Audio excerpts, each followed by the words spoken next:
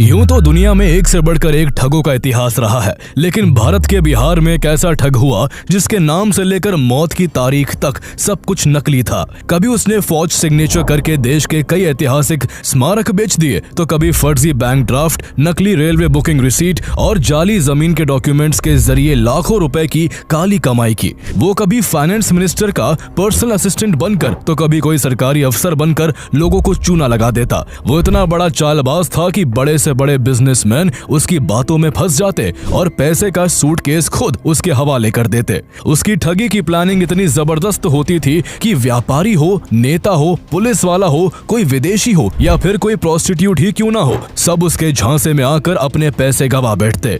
जब वो जेल के बाहर होता तो देश भर की पुलिस उसकी तलाश में पागल रहती, और जब वो सलाखों के पीछे होता तो जेल का पूरा सिस्टम उसकी चालाकियों के आगे पानी भरता। कभी बीमारी का बहाना बनाकर तो कभी अफसरों को चकमा देकर वो बार बार जेल से ऐसे फरार हो जाता जैसे वो वहां छुट्टियां मनाने आया था। वो इतना शातिर था कि एक बार जेल से बैठे बैठे पुलिस कर्मियों से ही अपने खेतों की खुदाई करवा डाली थी ताकि उसकी पत्नी फसल बो सके। देश के पहले प्रेसिडेंट डॉक्टर राजेंद्र प्रसाद और वो ठग दोनों एक ही जगह से ताल्लुक रखते थे। दोनों ने वकालत की पढ़ाई की थी, लेकिन एक देश का गौरव बने और दूसरा सदी का सबसे बड़ा ठग बन बैठा। उस ठग के फ्रॉड का अंदाज इतना अनोखा था कि उसके किरदार से इंस्पायर होकर अमिताभ बच्चन की मिस्टर नटवरलाल, अभिषेक बच्चन और रानी मुखर्जी की बंटी और बबली और इमरान हाशमी की राजा नटवरलाल जैसी फिल्में बनी। तो आइए जानते हैं दुनिया के सबसे बड़े ठग नटवरलाल की पूरी कहानी, जिसने ताजमहल को 3 बार, लाल किले को 2 बार और भारत के राष्ट्रपति भवन और संसद भवन को एक बार बेच डाला था।